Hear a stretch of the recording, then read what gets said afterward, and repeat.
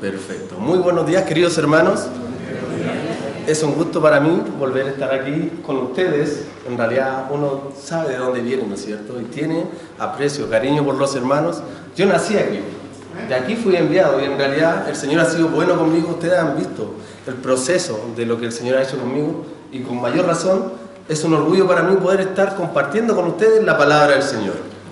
El día de hoy vamos a ver un tema súper importante. Y ya se me adelantaron algunos. Por ejemplo, cuando cantábamos la alabanza veíamos el poder de tu amor. La importancia del poder del amor de Dios, pero hoy lo vamos a ver con respecto a nuestras vidas. Y el Esteban también nos adelantó la importancia del amor al momento de dar. Bueno, hoy día vamos a ver ese mismo tema. El título de la enseñanza es La importancia del amor de Dios, no nuestro amor, la importancia del amor de Dios en las decisiones del creyente. ¿A cuántos de ustedes les hubiera gustado ahora estar viendo o esperando la final del Mundial? ¿A cuántos les costó tomar la decisión de venir a la iglesia? Estaba difícil, ¿no es cierto? Sí, estaba difícil. Pero bueno, son decisiones que a veces no nos damos cuenta que son súper importantes delante del Señor. Acompáñenme a Filipenses capítulo 1, por favor. Filipenses capítulo 1.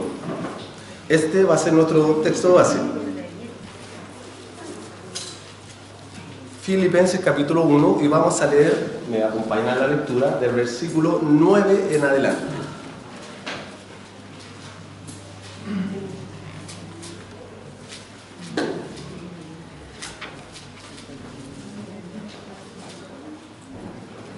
Dice así, versículo 9.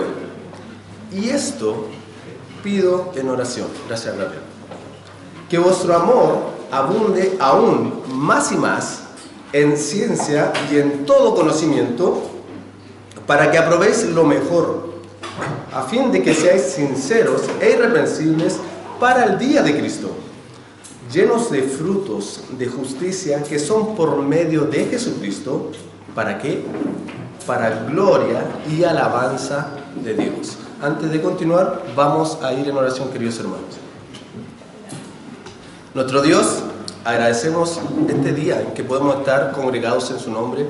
Gracias porque traemos un corazón dispuesto a seguir aprendiendo de su palabra, a querer que usted nos transforme, que sigamos haciendo hechos conforme a la imagen de Cristo y bendiga el estudio del día de hoy para que yo también pueda explicarlo de manera clara y nosotros, cada uno de nosotros tengamos un oído atento, un corazón dispuesto a entenderlo, a ponerlo por práctica y a cada decisión que tomemos la hagamos considerándolo a usted en amor. Se lo pido en el nombre de Jesús. Amén.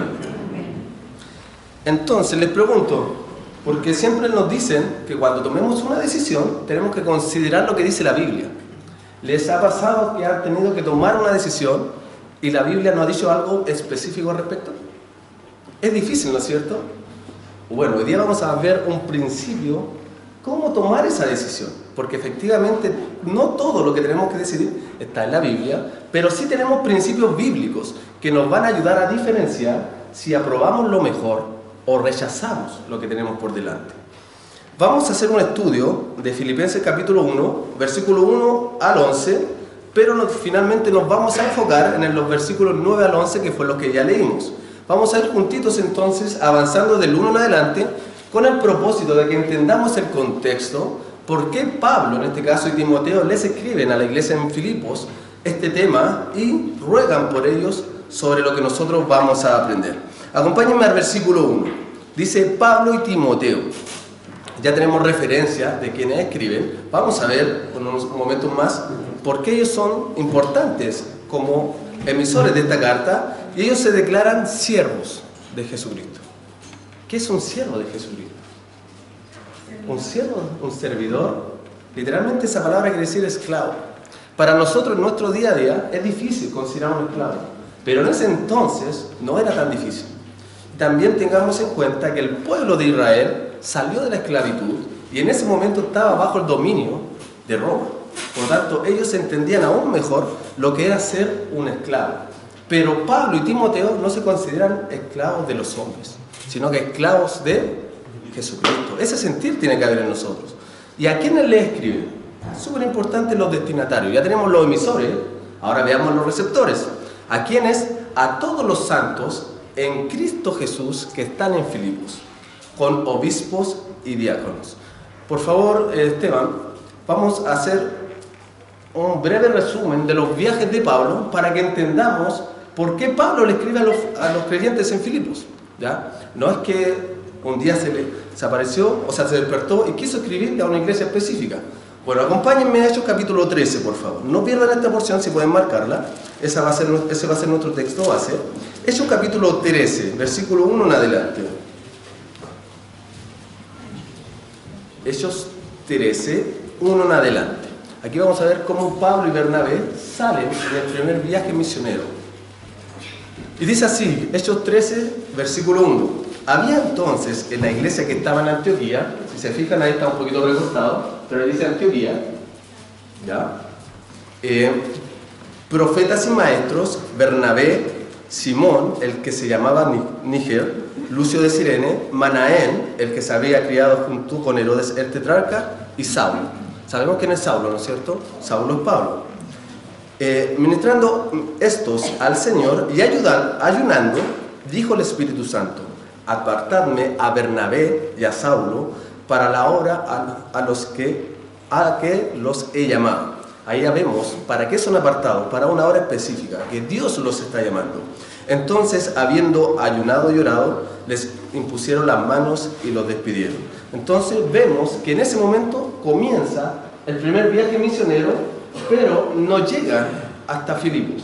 Vamos a ver ahora, por favor, el segundo viaje misionero. Acompáñenme al capítulo 15 ahora de Hechos. Hechos 15. En el primer viaje misionero habían llegado al sector de Galacia y de Asia, pero ahora van al sector de Macedonia, que está allá al fondo, arriba.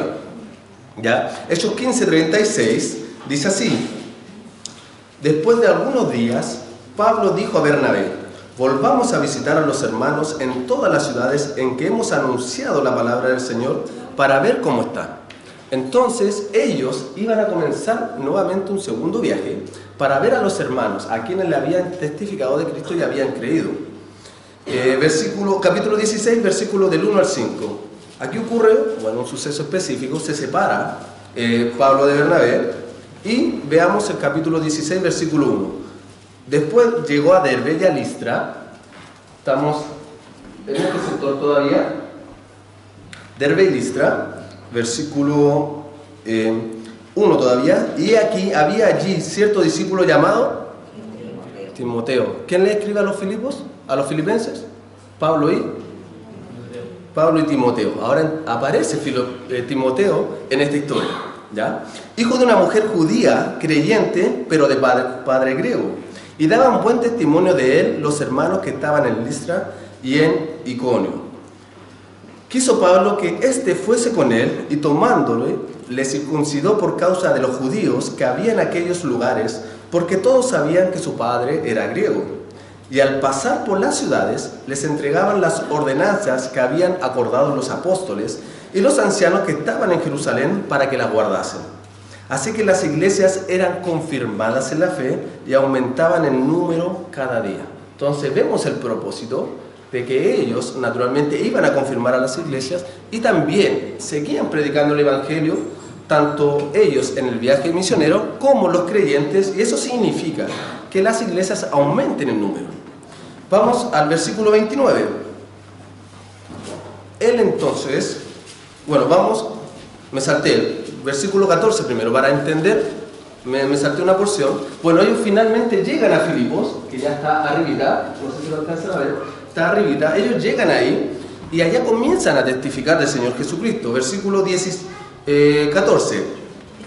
Entonces una mujer llamada Lidia, vendedora de púrpura de la ciudad de Tiatira, que adoraba a Dios, estaba oyendo, y el Señor abrió el corazón de ella para que estuviese atenta a lo que Pablo decía.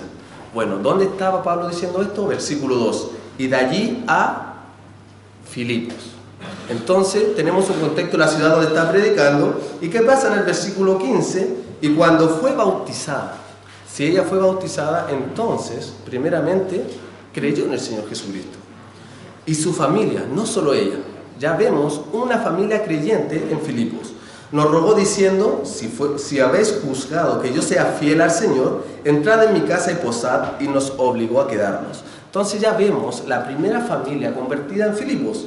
Posteriormente ocurre un suceso de que ellos son encarcelados, ¿ya? Y cuando son encarcelados, ellos cantando, ocurre un terremoto, las puertas de las celdas se abren, y el carcelero, pensando que los reos, que los prisioneros se habían escapado, ¿qué iba a hacer él? Se iba a matar. Vamos al versículo 29. Capítulo 16, versículo 29. Él entonces, pidiendo luz, se precipitó adentro y temblando se postró a los pies de Pablo y de Silas. ¿Por qué? Porque cuando él se iba a matar, Pablo le dice que no se haga nada porque ellos todavía están ahí. Entonces él pide luz y va a los pies de ellos. Versículo 30. Y sacándolo les dijo: señores, ¿qué debo hacer para ser salvo? Ellos le dijeron: cree en el Señor Jesucristo y serás salvo tú y tu casa. Versículo 32. Y le hablaron la palabra del Señor a él y a todos los que estaban en su casa, y él, tomándolos en aquella misma hora de la noche, les lavó las heridas y enseguida se bautizó, él con todos los suyos. Entonces vemos cómo el Evangelio va progresando, en este caso en Filipos, ¿ya? Esto es introductorio para entender por qué Pablo le escribe a la iglesia de Filipos. Pablo pasó por ahí predicando el Evangelio e incluso estuvo encarcelado, ¿ya? Y posteriormente hay un tercer viaje. Por favor, Esteban, acompáñenme al capítulo 20, versículo 1 en adelante. Capítulo 20, versículo 1 en adelante.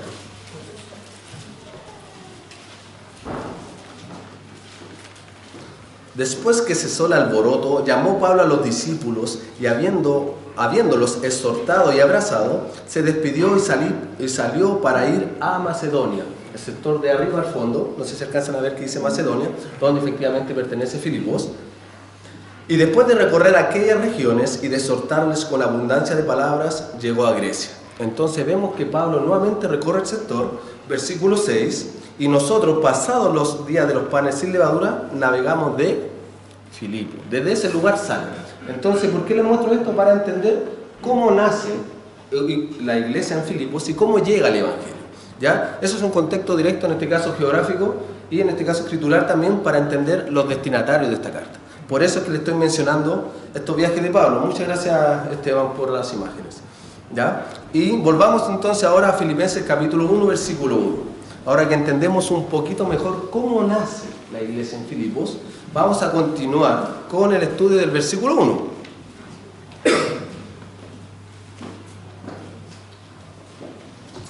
Dice, el versículo 1 decía: Pablo y Timoteo, siervos de Jesucristo, a todos los santos en Cristo Jesús que están en Filipos, con los obispos y diáconos. Súper importante, ya no era solo una iglesia de creyentes, ¿no es cierto?, sino que era una iglesia bien constituida, organizada, porque nos dicen que hay obispos. Cuando nos dice de obispo, entendemos que habla de un pastor, y lo dice en plural, por lo tanto ya habían pastores en esa iglesia, y diáconos, siervos, ¿no es cierto?, encargados de ciertos ministerios, ¿ya? Con respecto al lugar donde se escribió esta carta, en realidad investigué y encontré distintas fuentes. Yo me inclino más a que fue escrita desde la prisión en Roma por dos motivos. Acompáñenme al versículo 1 de Filipenses, pero capítulo 1, versículo 13. Filipenses 1:13 dice: de tal manera que mis prisiones se han hecho patentes en Cristo en todo el pretorio. Capítulo 4, versículo 22.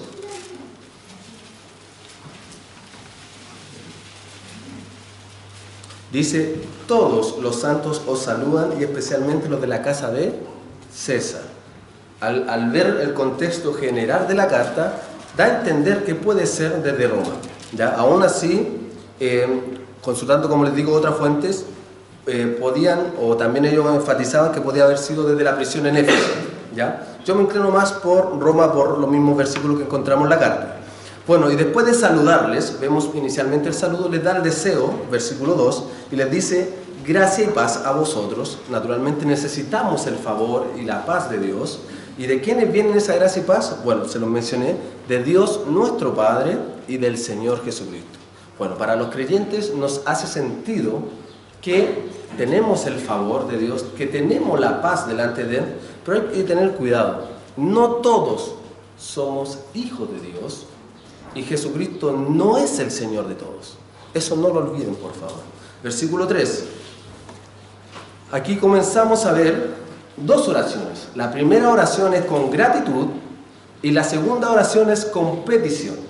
Vamos a avanzar con la primera oración con gratitud para entender la segunda petición o oración con petición. Versículo 3 dice: doy gracias. Ahí tenemos la gratitud a mi Dios siempre que me acuerdo de vosotros. Él agradece y nombra, ¿no es cierto?, que le recuerda. Eso es un recordar con cariño, con afecto.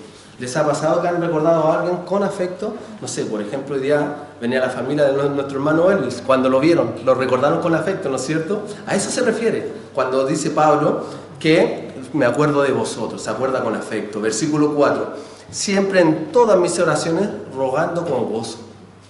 Muchas veces podemos pedir al Señor con preocupación, con pesar, esperando en Él, pero aquí no solo está rogando por ellos, sino que con gozo. La emoción que hay en Pablo al escribir y al rogar por ellos es con gozo. ¿Por qué hay alegría en su corazón? Bueno, veámoslo en el versículo 5. Por vuestra comunión en el Evangelio. Ahí está el motivo que le causa gozo a Pablo. Él pasó 2 veces confirmando. ¿Y qué es lo que comprobó de ellos? Que ellos perseveraban en el Evangelio. ¿Qué hubiera ocurrido si va a Filipos y encuentra una iglesia destruida? Una iglesia separada. ¿Hubiera tenido ese gozo? No, ¿no es cierto? Los encuentra perseverando. Vimos al principio en el libro de Hechos que fueron salvas 2 familias. Pero ahora hay una iglesia con obispos y diáconos. ¿Perseveraban o no perseveraban en el Evangelio? ¿No es cierto? ¿Qué pasaría si ustedes fueran a la misión de Villa Alemana y encuentran una misión o una iglesia dividida? Si fueran a San Felipe, a Quillota, ¿les causaría gozo? Pero si encontraran una iglesia perseverando, creciendo, ganando almas, ¿qué sentirían ustedes? Gozo, ¿no es cierto? Ese es el gozo que expresa Pablo aquí, ¿ya? Y él entonces dice, con gozo por vuestra comunión en el Evangelio desde el primer día hasta ahora. Naturalmente Pablo podía mencionar los inicios de ellos, porque él fue parte del comienzo de la iglesia en Filipos. Versículo 6, y estando persuadido de esto, con respecto a lo que está él con gozo, ¿de qué está persuadido? Que el que comenzó en vosotros la buena obra, la perfeccionará hasta el día de Cristo. Entonces él tiene un convencimiento. ¿Qué convencimiento tiene? Porque él fue el instrumento de Dios para llevar el mensaje. Pero ¿es él el que da el crecimiento? ¿Quién es el que da el crecimiento? Por lo mismo él dice que el que los va a perfeccionar es el mismo que comenzó en ellos la buena obra. ¿Y quién es el que comenzó en nosotros la buena obra? Jehová Dios, por medio de Jesús, Él transformó nuestra vida, ¿no es cierto? Y dice, ¿hasta cuándo? Y es importante eso, porque también vemos la esperanza de Pablo. Dice, hasta el día de Jesucristo. El Señor Jesucristo viene. Y un día le vamos a ver cara a cara. Cantamos en delante, yo te quiero ver, Señor. O sea, yo te quiero ver cara a cara, oh Señor. ¿No es cierto? Me acordaba, yo no sabía si ya habían leído mi prédica o coincidía. Pero, ¿no es cierto? Queremos ver al Señor Jesucristo. ¿Y cómo queremos verle?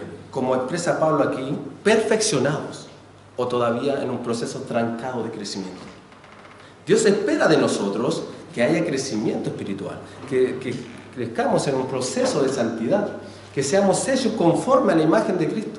Pero ¿cómo está tu vida? ¿Qué podría decir Pablo aquí? Espero que en algún momento comience este proceso de perfección o ya lo puedo ver en tu vida. ¿Qué puede ver Dios en tu vida? ¿Estás trancado? ¿Estás avanzando? ¿Estás creciendo?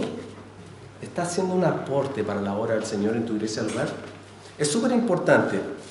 Y el día del Señor Jesucristo, como yo les decía, era el día del arrebatamiento, el día que Él viene por nosotros. Acompáñenme a 1 Tesalonicenses capítulo 4. No pierdan esta porción, como ya le había comentado.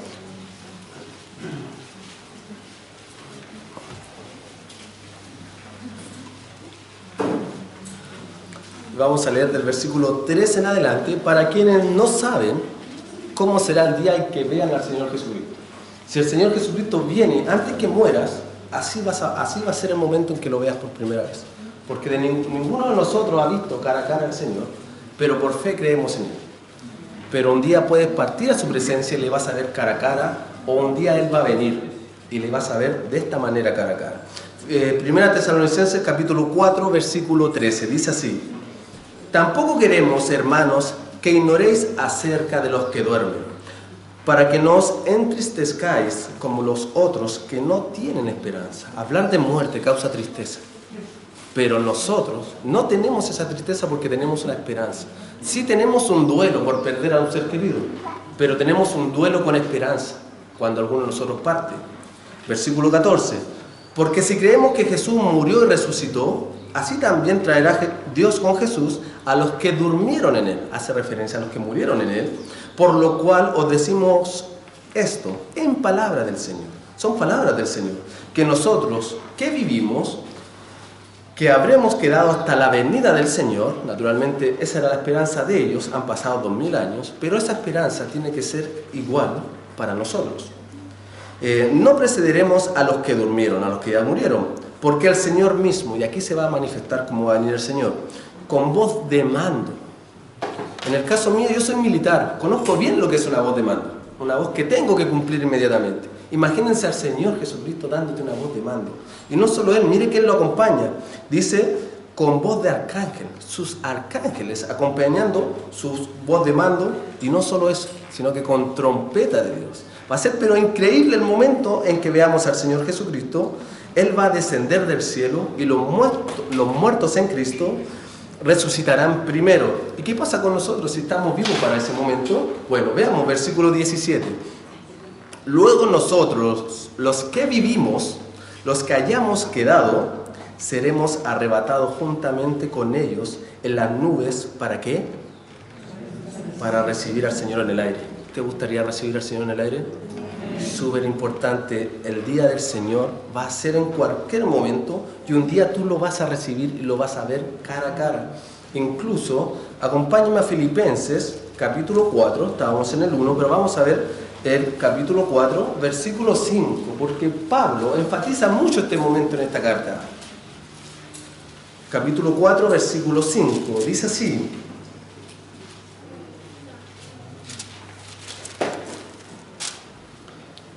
vuestra gentileza sea conocido de todos los hombres. El Señor está cerca. La Biblia termina diciendo: ven, Señor Jesús, sí ven. ¿Quieres que venga el Señor Jesucristo? Bueno, Él viene pronto. Por lo tanto, es importante considerar la idea, ¿no es cierto?, el mensaje que le está dando Pablo a los hermanos en Filipos. Vamos al versículo 7, capítulo 1, versículo 7. Vamos a llegar al versículo 9 y posterior de eso vamos a hacer el estudio práctico para nuestras vidas. Solamente estamos avanzando versículo por versículo para poder entender mejor el ruego de Pablo por los hermanos en Filipos. Versículo 7. Como me es justo sentir esto de todos vosotros. ¿Qué cosa? Lo que viene diciendo antes, de que ellos van a ser perfeccionados hasta el día de Cristo, por cuanto os tengo en el corazón. Y es súper importante, los tengo en mi corazón. Ahí habla de un cariño, ¿no es cierto? Ya vemos que él se acordaba de ellos con cariño.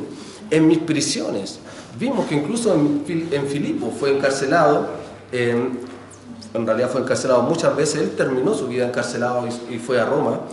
Dice, y en la defensa y confirmación del Evangelio. La vida de Pablo, el ministerio de él, fue defender el Evangelio, persuadir a las personas de que Cristo era el Señor y Salvador. ¿Qué cosa predicaba Pablo? ¿Qué le decía a las personas en las ciudades donde él iba? Acompáñenme a 1 Corintios. 1 Corintios capítulo 15.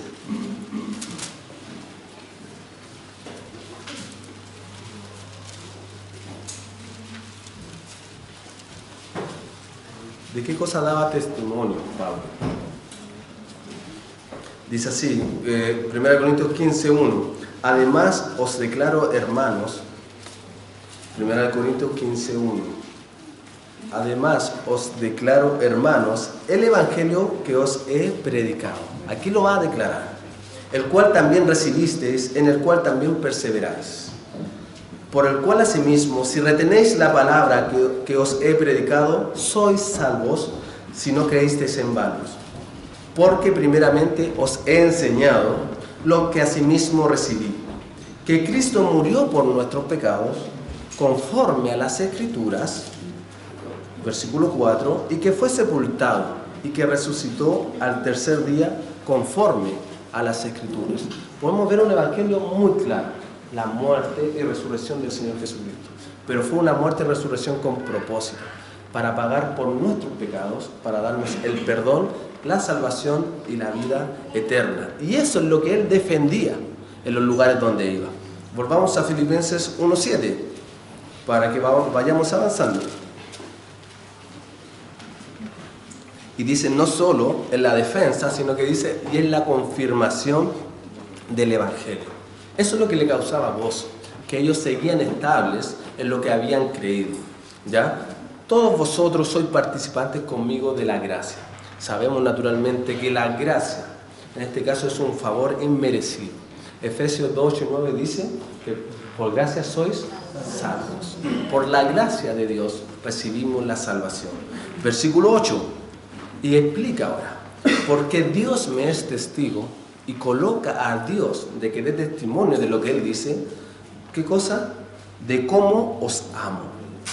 Pablo manifiesta un amor, esta palabra amor quiere decir un anhelar intensamente, querer estar con ellos por el cariño y el aprecio que le tiene, y dice, ¿a quién ama? A todos vosotros, y da una vara, súper importante.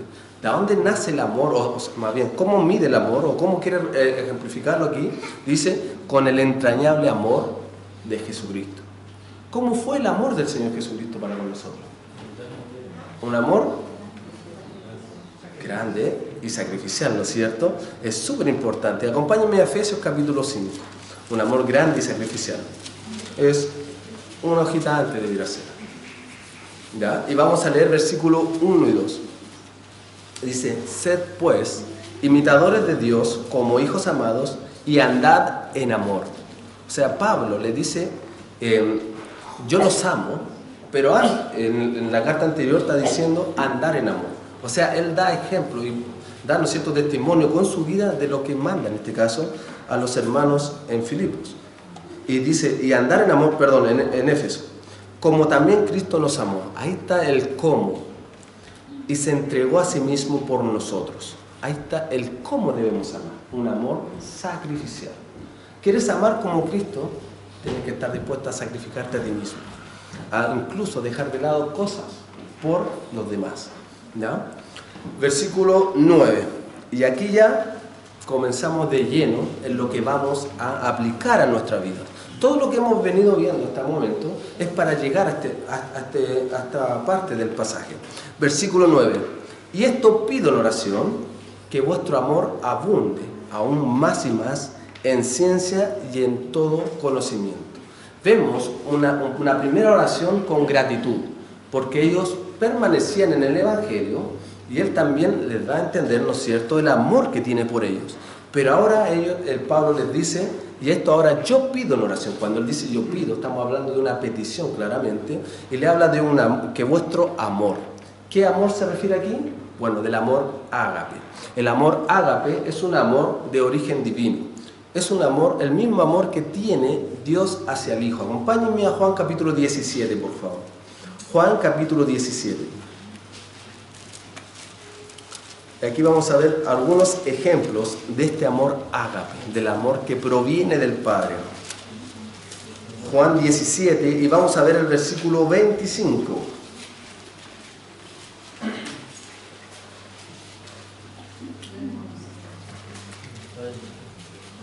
Dice así, Juan 17, 25, Padre justo, aquí Jesús está orando y le dice, Padre justo, el mundo no te ha conocido, pero yo te he conocido, y estos han conocido que tú me enviaste.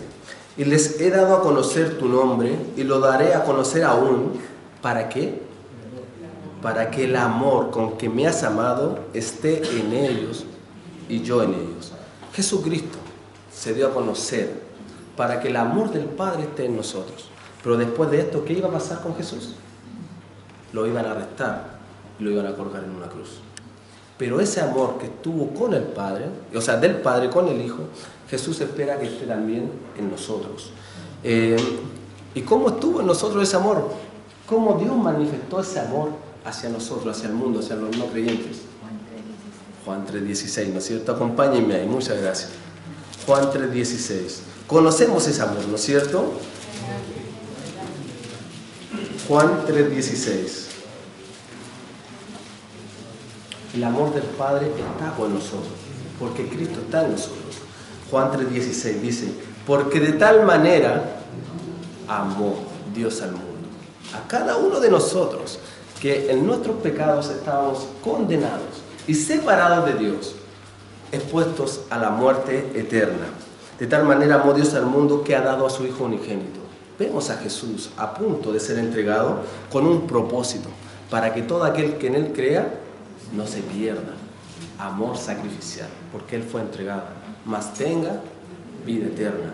El amor de Dios, que viene de Dios, tiene que estar en nosotros, y si tenemos a Cristo, ya está en nosotros. Y ese mismo amor tenemos que manifestar a los hermanos. Acompáñenme a 1 Juan capítulo 4, por favor.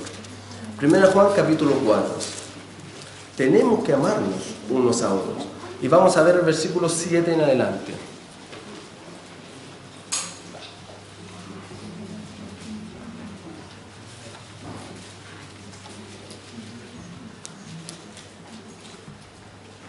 Dice, amados. Ya Juan hace referencia a, ¿no es cierto?, a los destinatarios que le aman. Amémonos unos a otros, porque el amor es de Dios. Todo aquel que ama es nacido de Dios y conoce a Dios. El que no ama no ha conocido a Dios, porque Dios es amor. Podemos ver que Dios es amor, que el amor que tenemos viene de Dios.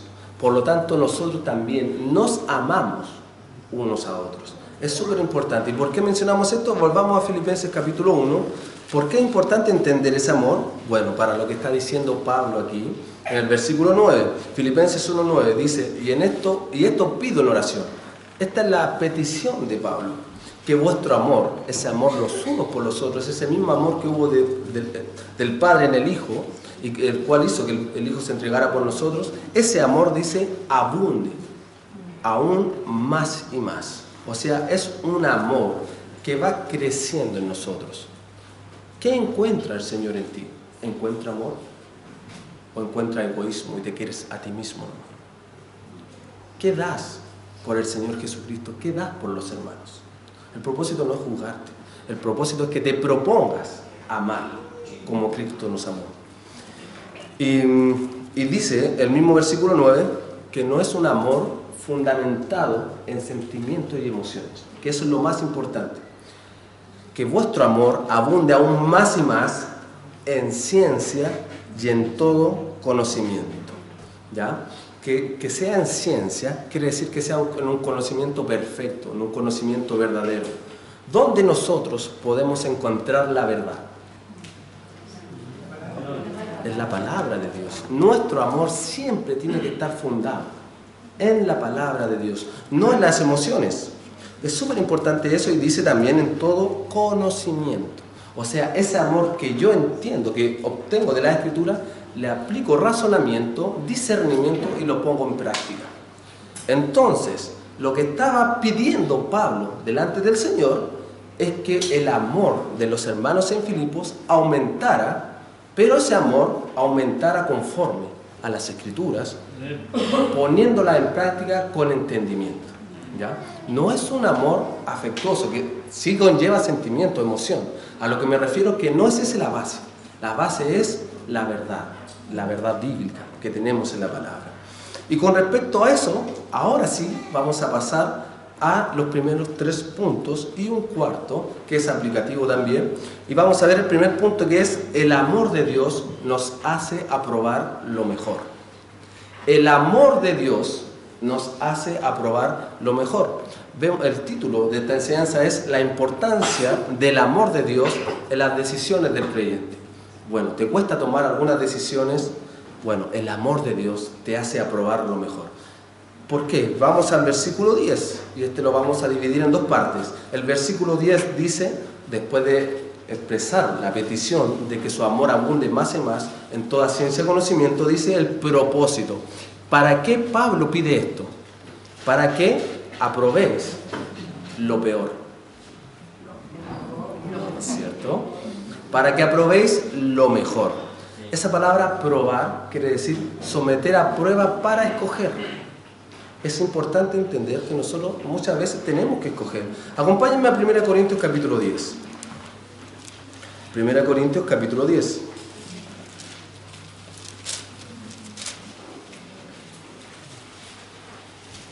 Y vamos a ver el versículo 23. Yo sé que muchos conocen este versículo y muchas veces pasamos por esta situación y no sabemos qué hacer. 1 Corintios 10, 23 dice: todo me es lícito, todo me es posible, pero no todo conviene. A eso apunta. ¿Qué tengo que decidir yo? Decidir si es que conviene o no. Bueno, ¿qué voy a usar como base? La verdad, las Escrituras. Todo me es lícito, pero no todo edifica. ¿Qué cosa sí edifica? La palabra de Dios edifica, ¿no es cierto? Y dice que aprobéis, volvamos a Filipenses 1, que aprobéis lo mejor. Vamos a pasar en momentos en que tengamos que decidir, ¿ya? Y tenemos que decidir por lo mejor.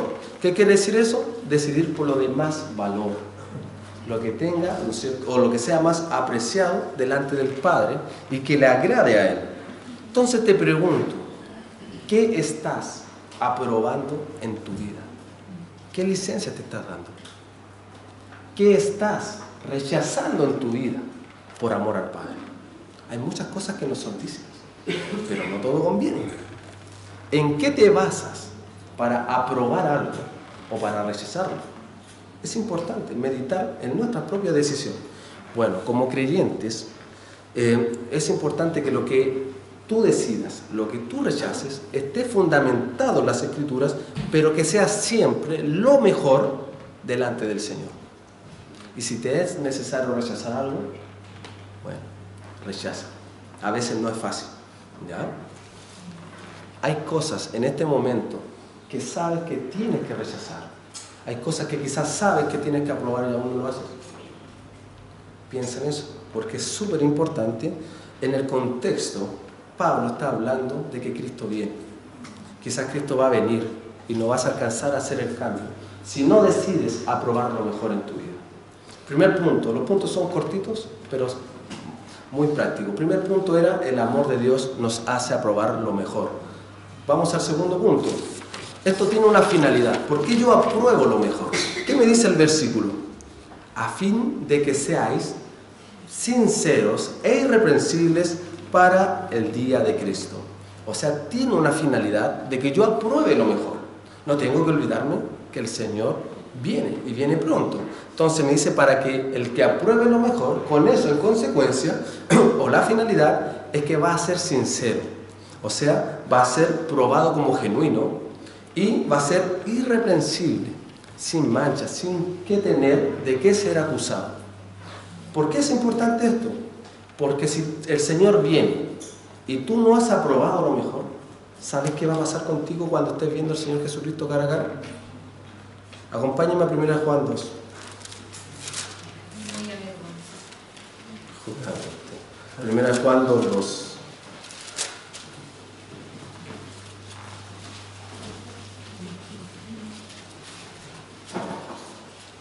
No, me equivoqué, 2:28.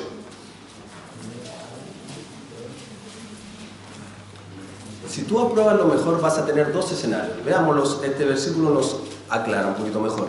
1 Juan 2:28. Y ahora, hijitos, permanecer en Él, ¿con qué propósito?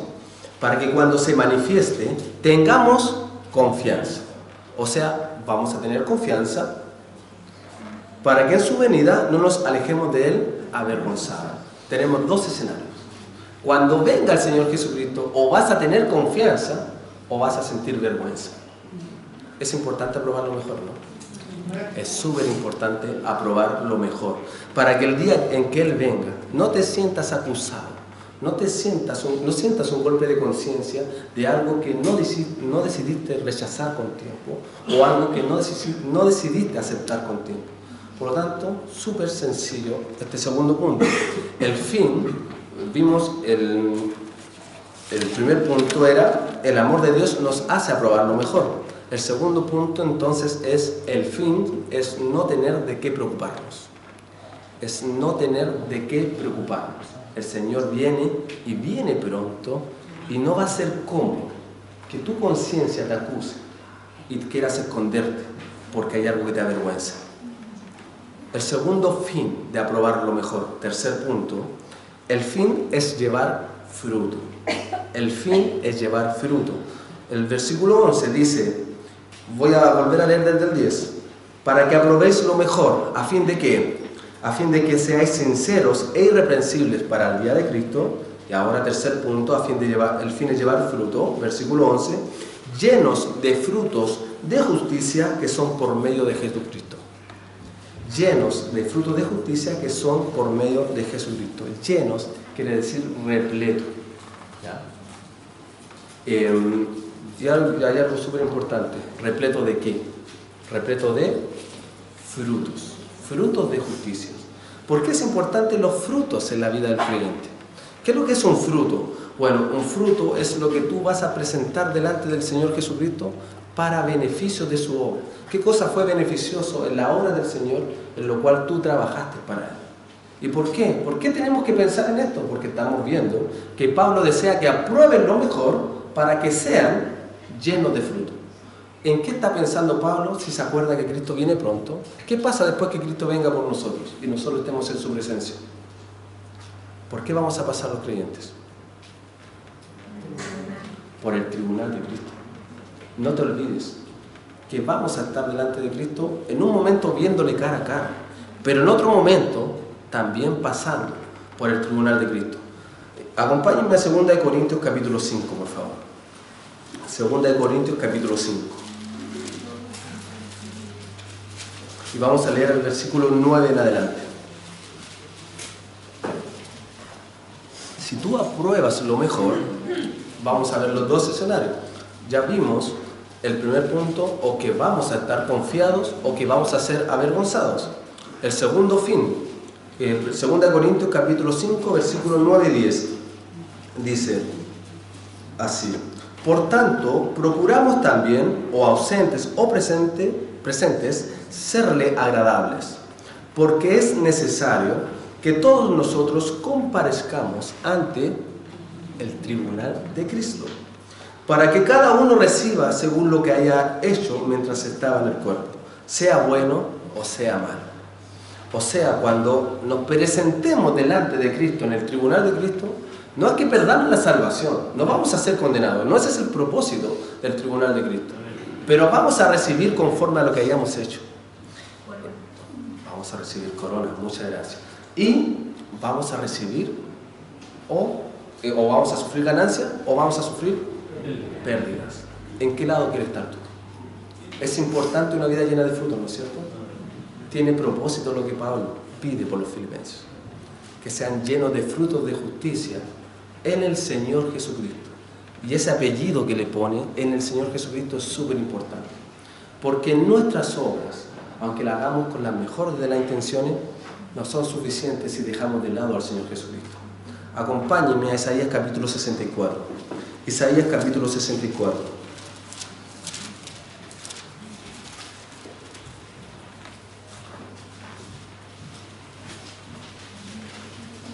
Y vamos a ver el versículo 6. Llenos de fruto de justicia. Vamos a ver cómo son nuestras justicias delante de Dios. ¿Ya? Naturalmente tiene un contexto, pero vamos a considerar el versículo para hacer un alcance de que necesitamos a Cristo para llevar fruto de justicia. Capítulo 6, Isaías 64, 6. Si bien todos nosotros somos como suciedad, y todas nuestras justicias como trapo de inmundicia. O sea, tus frutos de justicia, considerados sin Cristo, son como trapos de inmundicia. ¿A qué hace referencia en el contexto un trapo de inmundicia?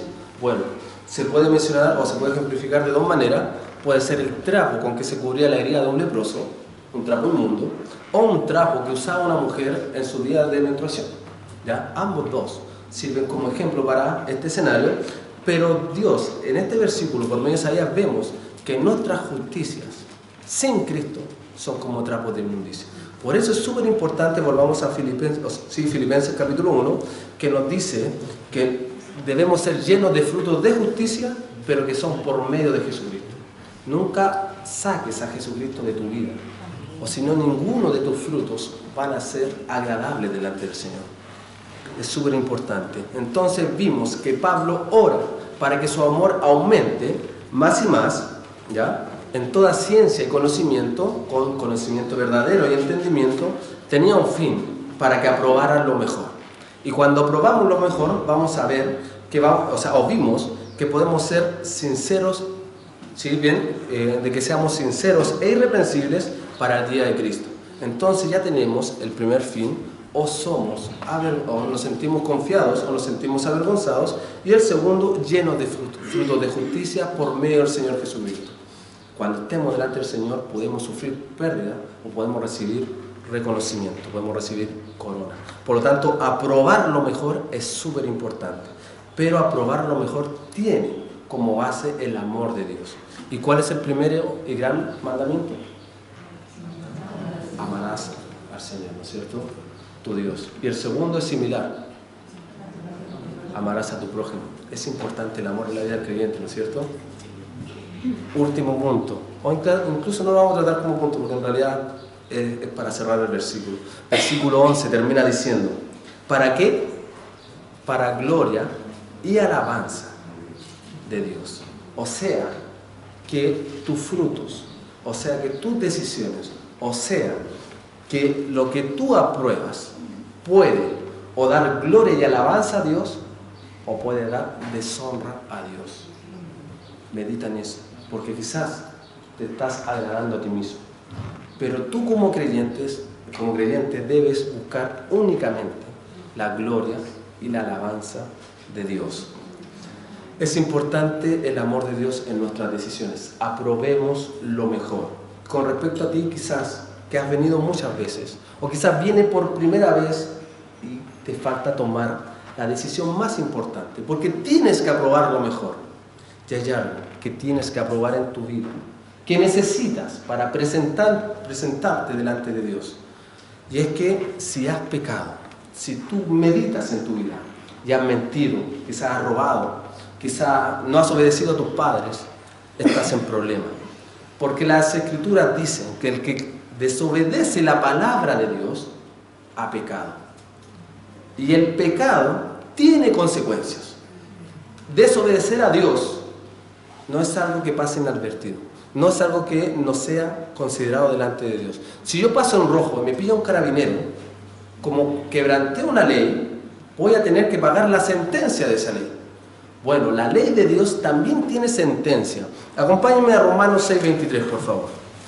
Romanos 6:23. Quizás tú viniste hoy a ver los bautismos, quizás te estás congregando hace un tiempo y quieres también aprender de Dios, quieres aprobar lo mejor. Bueno, hay una decisión que va a ser la mejor en tu vida. Romanos 6:23 dice: porque la paga del pecado es muerte. Gracias. Si has pecado, vas a pagar con muerte. ¿O qué quiere decir esa muerte? ¿Has mentido? Separación. Muchas gracias. No es que mientas y caigas de espalda muerto, sino que esa muerte significa separación con Dios.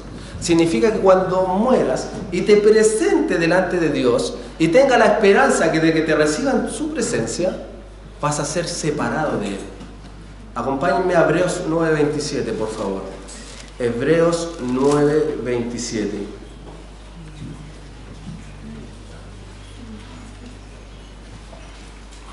Hebreos 9:27. Y de la manera que está establecido para los hombres, para cada persona, que mueran una sola vez y después de esto, el juicio. Quizás no sabes qué va a pasar contigo después que mueras. Bueno, la palabra de Dios es clara. Vas a morir y te vas a presentar a juicio delante del Señor.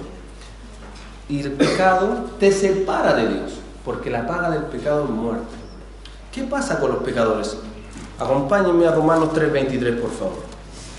Romanos 3:23.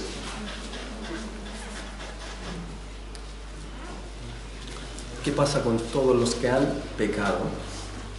Que quieren llegar a la presencia de Dios que quieren pasar por ese juicio y quieren ser recibidos en su santo reino, bueno, Romanos 3:23 te dice que por cuanto todos pecaron y están destituidos de la gloria de Dios. Tus pecados te destituyen de la presencia de Dios. Quizás viniste hoy a ver un momento muy emotivo, muy emocionante, los bautismos. Quizás viniste a escuchar la palabra de Dios. Pero ¿de qué te sirve si te vas a presentar delante de Él con tus pecados y Él te va a destituir de su gloria? ¿De qué te sirve? Tienes que aprobar lo mejor para tu vida. ¿Y qué es lo mejor? Bueno, lo mejor es sencillo. Dios ya lo hizo. Nosotros pecamos. Nosotros desobedecimos a Dios. Pero Jesucristo, manifestando el amor de Dios hacia los pecadores, hizo algo para que no fuéramos destituidos de la gloria de Dios. ¿Quieres ser recibido en la gloria de Dios y no destituido? Hay algo súper importante. Acompáñame a Juan 3:16. Juan 3:16.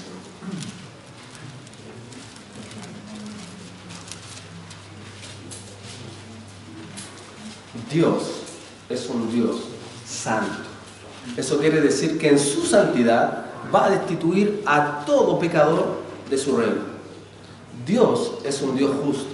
Eso quiere decir que al que pecó le va a dictar la sentencia que merece por sus pecados. Pero Dios, no dejando de lado su justicia y su santidad, también quiso manifestar el amor hacia los pecadores. Juan 3:16 dice: porque de tal manera amó Dios al mundo. Se refiere a la humanidad, a nosotros, a las personas que hemos pecado. ¿Y qué hizo al manifestar este amor? Dice que ha dado a su Hijo unigénito. ¿Quién es el Hijo unigénito de Dios? Jesucristo. Y lo ha dado. ¿Dónde lo dio? En la cruz. Con un propósito, para que todo aquel que en Él cree, no, los que son destituidos de la gloria de Dios son los que se pierden. Pero el que cree en Jesús tiene, dice, más tenga vida eterna. La paga del pecado es muerte, muerte eterna y una condenación, destituido de la gloria de Dios. Pero la obra de Cristo en la cruz te da el perdón y la salvación y vida eterna. Vida eterna en la presencia del Señor Jesucristo, de Dios Padre. Por lo tanto, el día de hoy, si has venido a congregarte y no has tomado una decisión importante para aprobar lo mejor para ti, queriendo entender para ti mismo de que necesitas a Dios porque has pecado, tienes que considerar que tus pecados te condenan y te separan de Dios. Pero el día de hoy puedes tomar la decisión más importante en tu vida. Ahora entendiendo que Jesucristo murió por ti, puedes hacer algo. Solamente Dios espera dos cosas de ti. Primero espera que te arrepientas. ¿Qué quiere decir arrepentimiento?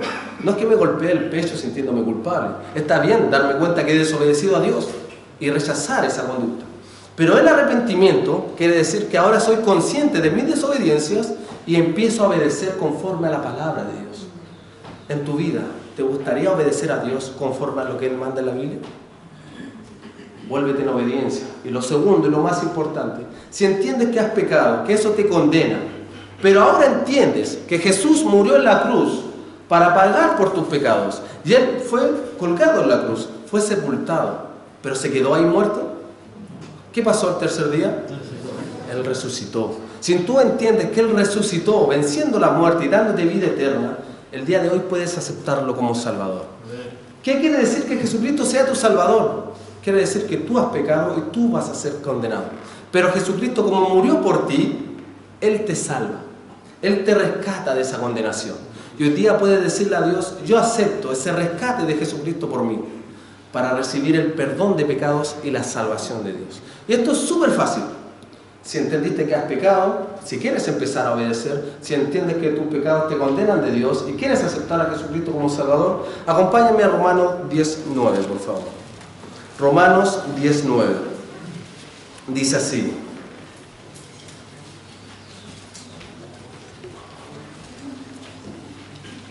que si confesares con tu boca que Jesús es el Señor, Él es quien va a gobernar tu vida en obediencia. ¿Y quién? Él fue el que murió para para que tú seas perdonado y recibas la salvación. Si crees eso en tu corazón y lo confiesas, si hablas con Dios manifestándole esto y creyeres en tu corazón que Dios le levantó de los muertos, dice que Él resucitó después de dar la vida por ti, serás salvo.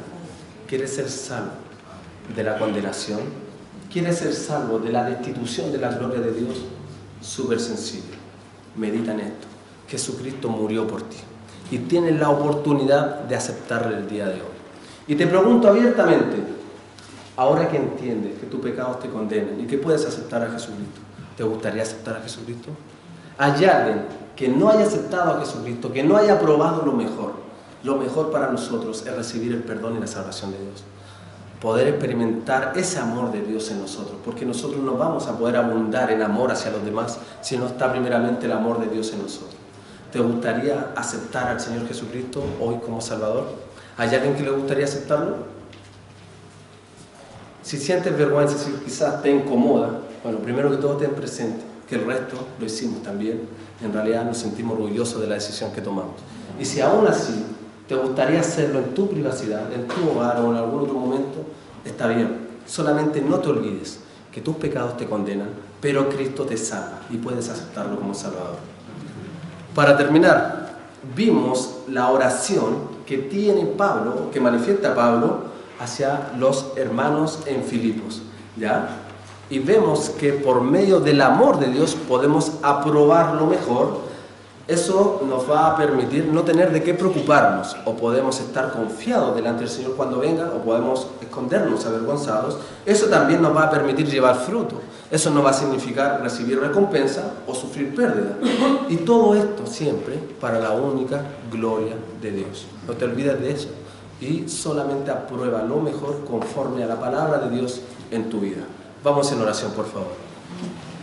Nuestro Dios, agradecemos este día en que pudimos seguir estudiando su palabra. Gracias. Gracias.